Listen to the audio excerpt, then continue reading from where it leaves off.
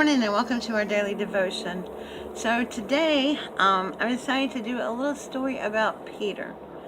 And I'm going to be reading from Matthew 14, 29 and 30. Peter got down out of the boat, walked on the water, and came toward Jesus. But when he saw the wind, he was afraid and began to sink, crying out, "Lord, save me."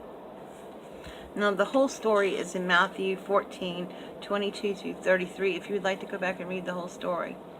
But I chose this because Peter is most like us. I think out of all the disciples, he's most like us. He was curious.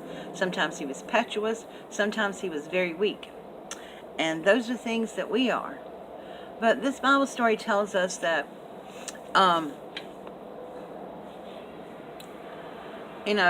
Jesus the disciples were on the boat and they had this great big storm, and then they saw this figure walking to them on the water. Now I ain't gonna lie, that'd probably freak me out too a little bit.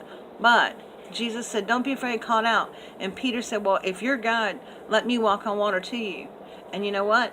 Peter got out of the boat and he walked on the water, and then he took his eyes off of Jesus and he started looking around at the storm and everything else. And what happened to him? He began to sink. And then he cried out once again and said, "Lord, save me." And Jesus did save him. Excuse me. And that's a lot like us. When we take our focus off of Jesus, we begin to sink. When we look all around us, we worry about how many bills we have, how are we going to pay them, what doctors say to us when we go, what this, that, and the other. And we take our focus off of Jesus. We take our eyes off of Him, and we begin to sink. I think sometimes when we look at everything around us, but we don't focus our attention or look at Jesus, we really don't do very well.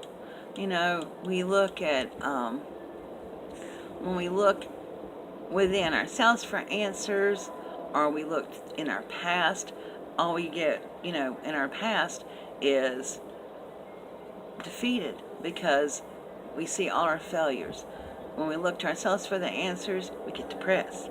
When we look, to the world for answers and to other people, we sort of get disappointed a lot.